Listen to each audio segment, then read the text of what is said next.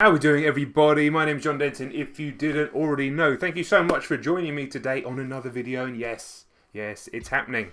Lana Del Rey's Honeymoon album. Thank you so much for the unbelievable support on the Born to Die, the Paradise EP, and the Ultraviolence reactions. It's brought so many new people into the channel. If you're new around here, please do subscribe. If you want to see this reaction in its full extended form, then please do check out the Patreon link down below. It's there for the $5 tier, it's there for the team member tier. So yeah, if you want to see it like that, please do go and check that out. Also, you're going to get 4 extra album reactions a month, polls, threads, behind the scenes stuff, everything like that. The entire support structure for this channel. Please do follow me on Twitter and Instagram as well. Let me know what's going on there. I'm going to shut up now because I'm excited to hear this. Listen, I've got a summery shirt on. It's a summery evening. It is nighttime. I've even got a glass of white wine. I'm doing it properly, guys.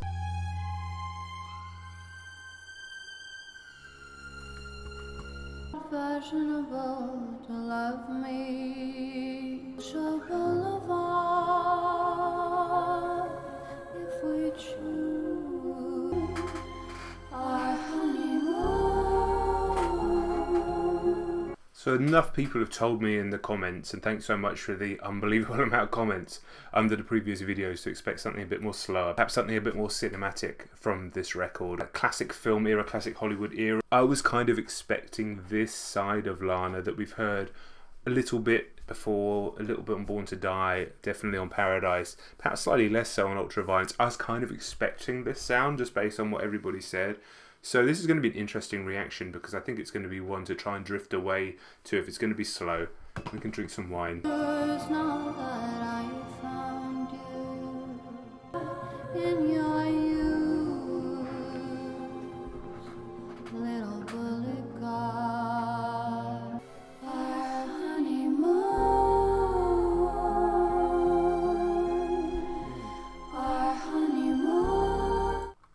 Very somber, obviously extremely slow. Feels like very much an intro track, title track as well. So trying to introduce us perhaps to a style that's, I'm assuming, going to carry through the whole record. Interesting to hear that almost Moonlight Sonata refrain there with the piano in the background. Obviously conjures up its own memories. Let's in your eyes, there are guns that blaze around you. Okay. Our honeymoon.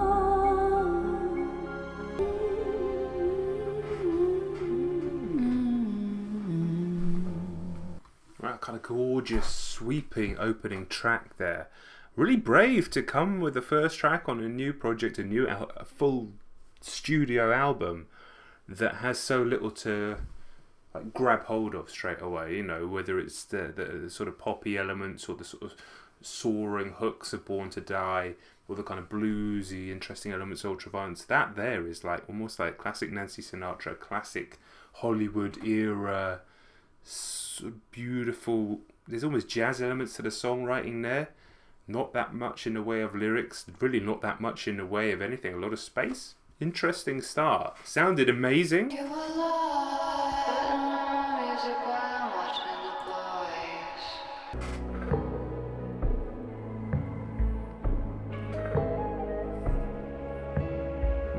boys. Panpipes, okay. Hoes with lies akin to me. Music while watching the boys. So I do what you want. With ribbons on playing like guitars while they order me toy. It's like an aching drive to this track. This is definitely from the original, from the first track.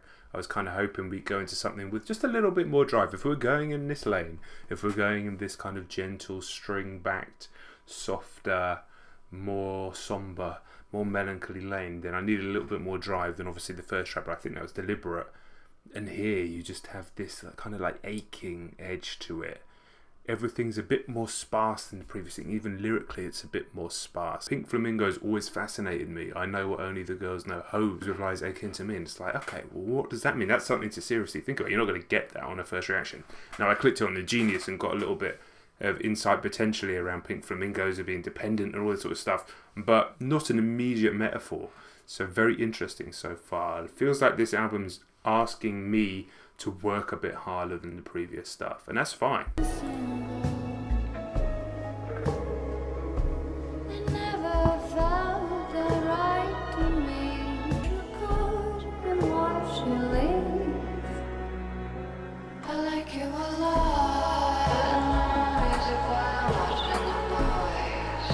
when music is this sort of textured, I'm loath to stop it, but that's the word that just popped into my head. It was texture. There's so much texture to this in the previous song, and it isn't music to be stopped, but this is the format of what I'm doing. I can't just sit here and listen to the whole thing without saying anything.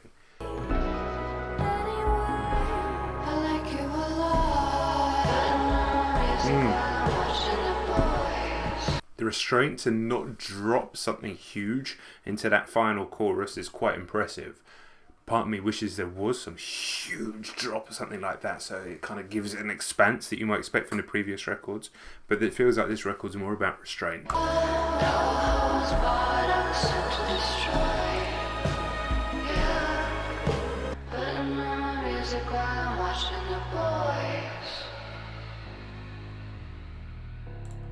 Yeah, I love that track. Really, really love that track.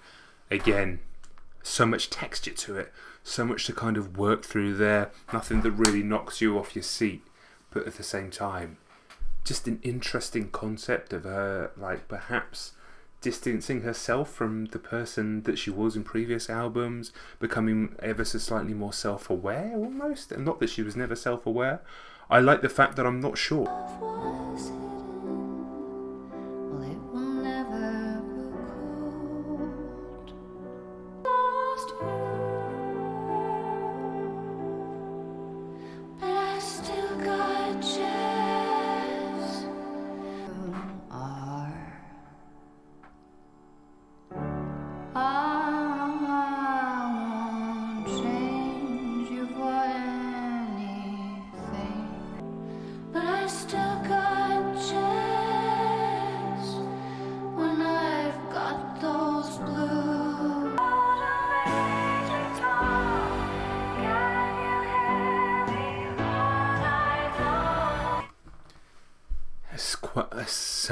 It's an amazing song. It's so slow and so gentle and so sparse in instrumentation that as a reaction channel it's hard to react to, but that's why I like doing these kind of long form uncut album reactions, and that's mainly what the channel is, because I get to cut it up for the YouTube video so it remains that pace, and if you're watching on there or on the uncut version, if you're watching on Patreon, you can just see me listen to the song and enjoy it with me, because this isn't one to stop many times.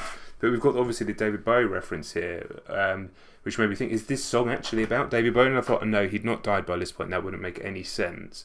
So I'm almost more assuming that it's something to do with whoever she's singing about, whether it's someone specific or some sort of relationship he's singing about, and then I don't know, like, I'm not too sure, you might have to help me out on the reference there.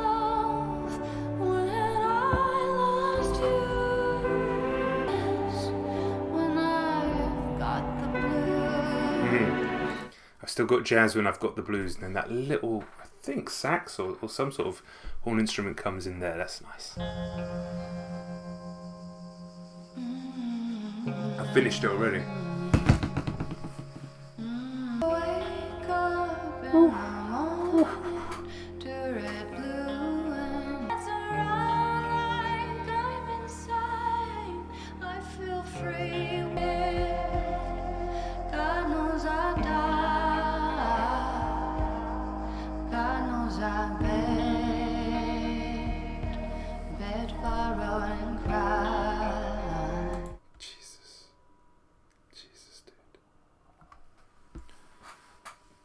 I have a lot of musical influences from my youth, all sorts of different things. But my mum's favourite band is the Eagles. And straight away there is elements of Hotel California in here, and obviously she even basically references it. But also this feels like it's sort of plucked out of that era, but with her kind of like in full sultry mode. But just the tone of it, and again, this is so subtle, this record. I'm going to take it back a little bit actually. And nobody knows my name. God knows I live. Drum. God knows I die. This isn't the typical Sunglasses situation, because that's normally a song that takes me to space, which is slightly different, but I just want to relax and enjoy it. And it makes me a different person. If you know, you know. God knows I love. God knows I love. God knows I try. This is almost like, I mean, you've seen the movie A Star Is Born, right? I actually stopped watching that about halfway through when she got sang on stage with Bradley Cooper, and I was like, that's a good place to end the movie because everything was happy. That's kind of how I wanted to watch it. Anyway, it reminds me, imagine like you're just in some bar or some small concert venue and then you hear someone singing this song that they wrote and it's like this, and you'd be like, what is their story? Not only are they so unbelievably talented, but what is their story? Like, what got to somebody to be able to sing this, but with the cinematic influences as well? Jesus Christ. Sometimes I wake up in the morning, A little pitch shift. blue and white. God knows I love, God knows I try. So let there be light.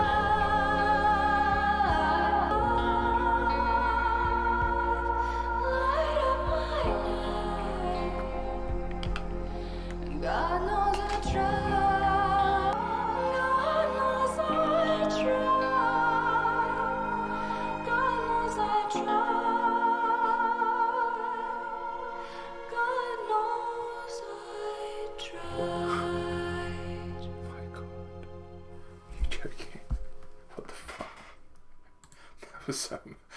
That was like, what the fuck, dude? Like, what was that? There was just her voice and some very sparse instrumentation.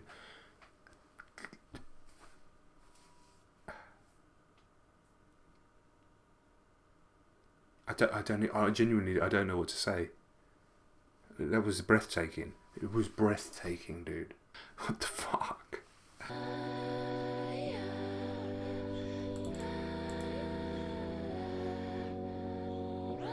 Survive. If this is all that's real, all I wanna do is get high by the beach, get high by the beach, get high. Stay.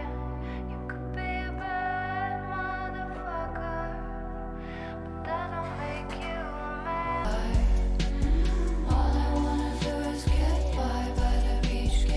This is like an ironic pop song, almost like a pastiche of pop music from this era, but with the depth of the rest of the stuff. I mean, it's very difficult, honestly, to follow that previous track. I'm still kind of in God Knows I Tried, but you needed something a little lighter. I don't necessarily call it lighter, but do you know what I mean?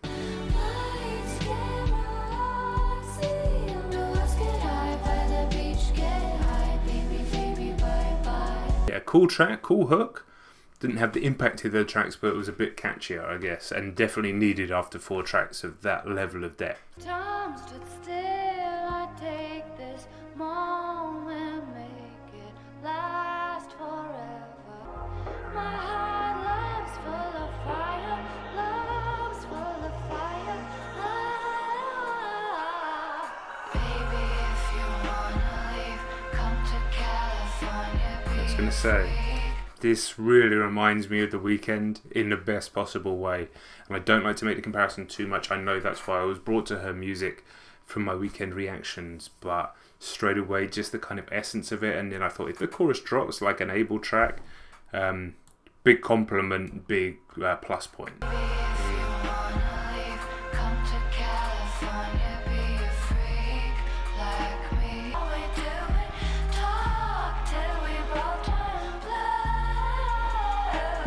Again, to talk about The Weeknd and how he talks about Lana's like the females in his songs and she's like the males in some of her songs. This really feels like that this time.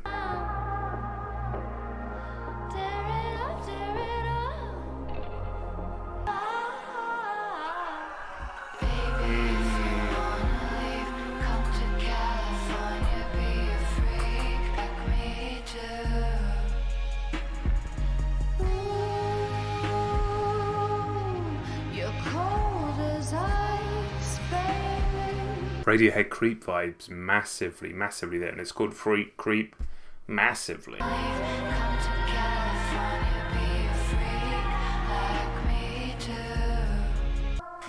Amazing track. Just to reiterate, you can see on your reaction.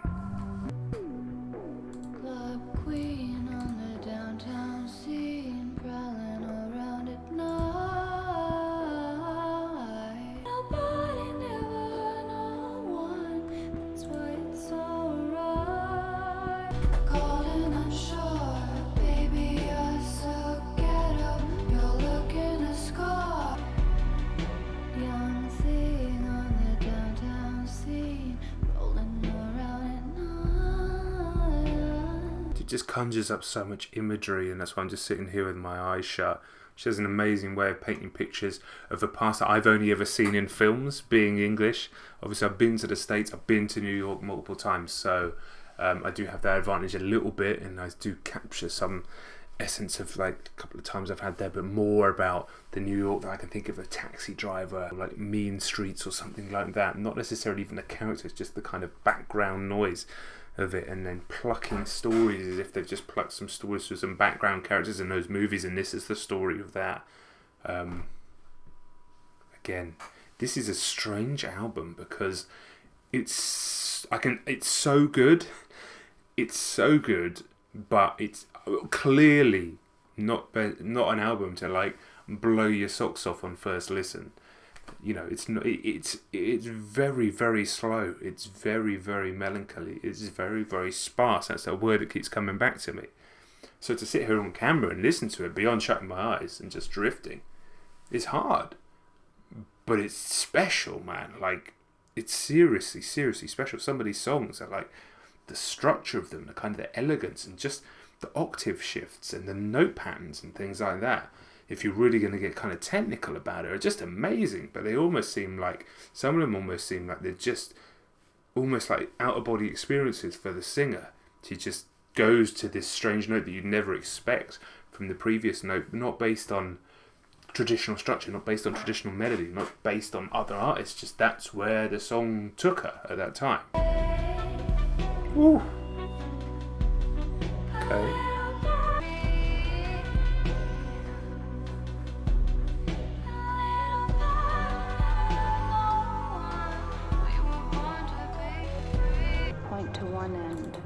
Which is always present.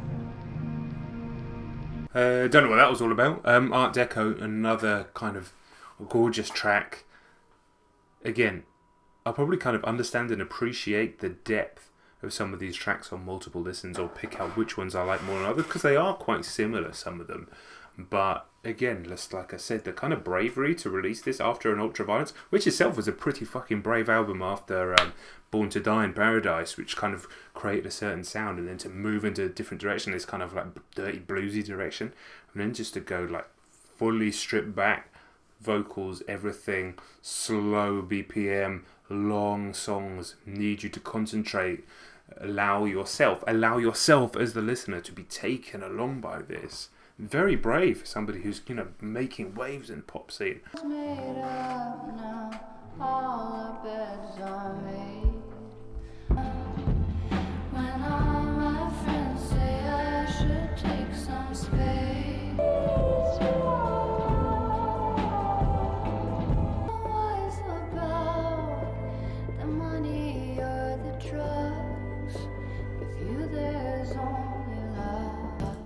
Before it kicks back in again, I could see why someone would say this is their least favourite Lana Del Rey project, and I could see why someone would say this is their most favourite, or indeed favourite, Lana Del Rey project. I mean, the songwriting is amazing, but then again, it's by the time we got to the 9th track, you know, like, it is lacking in percussion, it is lacking in depth, it is lacking in punch in some ways, and that's not to say that I'm not kind of spellbound by, because spellbinding is kind of the word, actually. But at the same time, am I missing some of the raw, gut-punching emotion of an Ultraviolence, the song that is, of Off to the Races, of some of the other songs that have really knocked me for six? Possibly. But do I admire what I'm hearing? Massively. Do I think it's stunning? Massively. I don't know if there's been quite a song quite as gorgeous as God Knows I Tried, but at the same time, I couldn't really pick faults in any of the songs. Just, it's an overall stylistic choice that, as we're getting further and further into the record, is definitely going to be divisive for people. I can see that. And on a first listen, I'm kind of now at this point going, okay, just give me a little bit more, because these songs are beautiful, they're gorgeous. But even here, when the percussion came in a little bit, I was like, this is good, but I think maybe it would be better if it had like loads more tracks on it and it sounded like something from Born to Die. I don't know. I can see how it goes both ways. Don't get me wrong. I think it's amazing and I like it as like stylistically as a body of work. But 14 tracks and an hour 5 minutes is long for very similar styles. So this is where I am at right now, and I always want to be open and honest about that.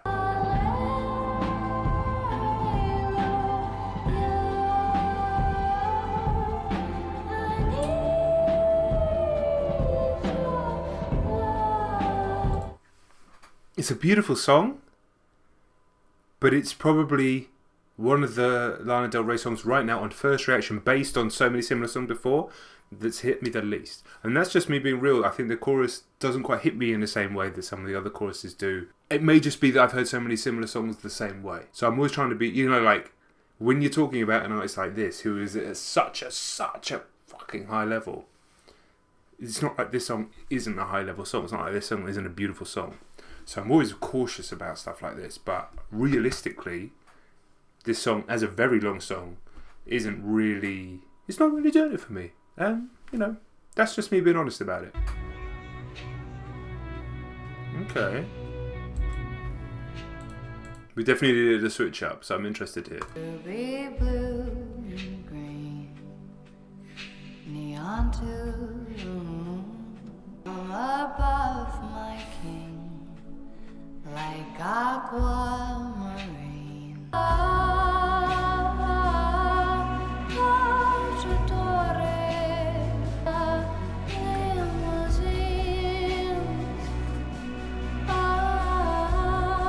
Okay, this is fun.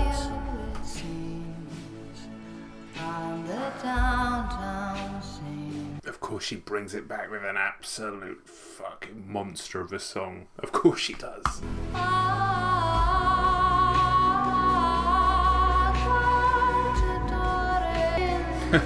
Mwah.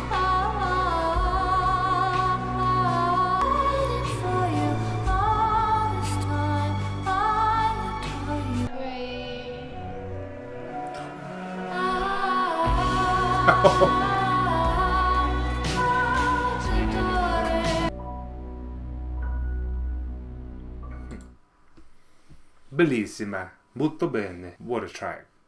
I absolutely loved it. Give me young, got my blue nail polish on. It's my favorite color. I can't explain. Ever since my baby went away, it's been the blackest day. Elements of this album, I know I mentioned Radiohead before, but there are elements of this album, this record, that remind me of Muse, and the Muse that I used to love when they came out. The Muse of Muscle Museum, the Muse of Sunburn, the kind of piano-driven, beautiful Muse. And then, of course, there's the heavy Muses, which I love as well. But there are elements, and this is definitely reminding me of that. A lot of Matt Bellamy influence. Not saying she's even trying to, because they were influenced by other music from the past. And it's almost like about being classically trained and just being that skill. I don't know if Lana's classically trained or not. It doesn't matter. It doesn't matter, because the energy is there.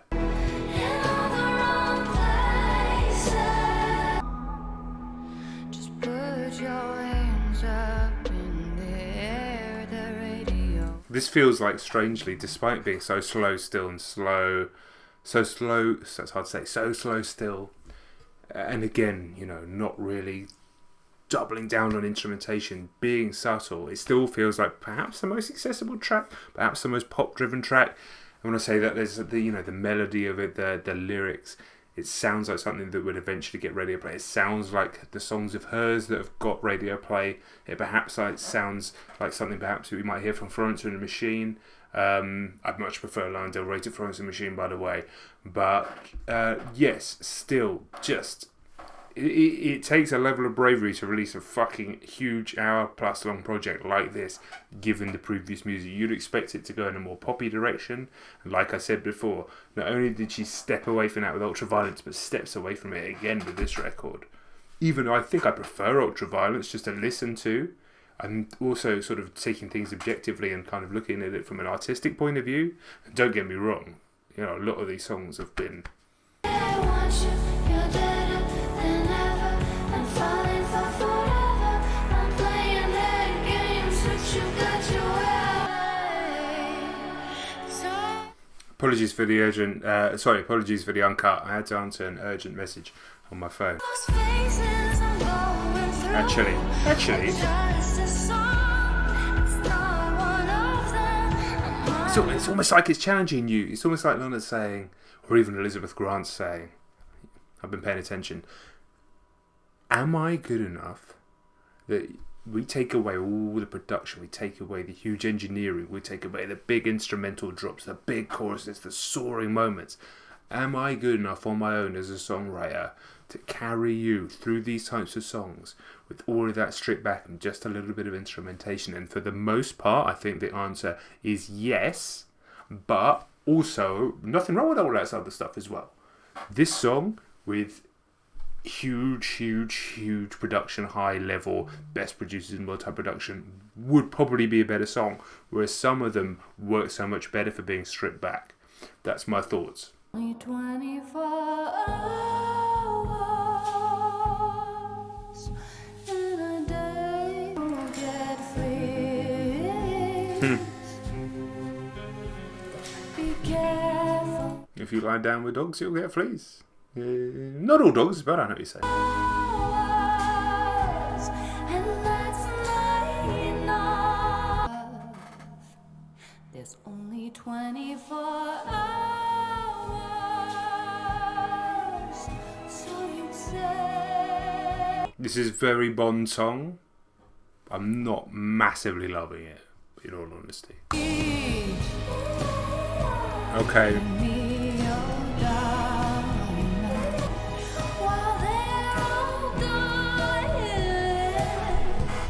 It still is, but it's got better. Even had the little Bond thing at the end, almost deliberately so.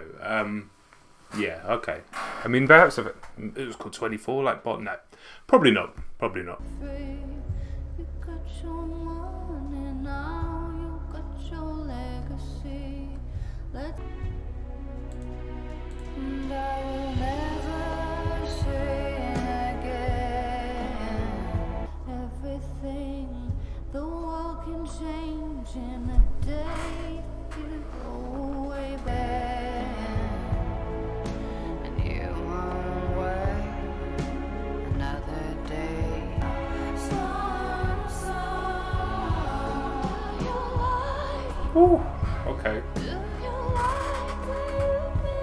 Yeah, I really this song needed something, because again, it's fine, but whereas we're in the 13th track of this record of similar sounding songs, the standard of those songs has slowly declined. Don't get me wrong, they're all very, very good, they're well sung, there's great melodies, but I do think it's a bit of a front-loaded record for this style, without much of a switch up. And after Salvatore, The Blackest Day was a decent track, but I don't think I feel like the album's just kind of like petering out a little bit, but going into the higher register here at least does give this song a bit more energy. I just think it's an interesting one to listen to on the first time, because I'd imagine a lot of the fans, especially coming off Ultraviolence, perhaps hoping for something again, or perhaps hoping for a different type of reinvention.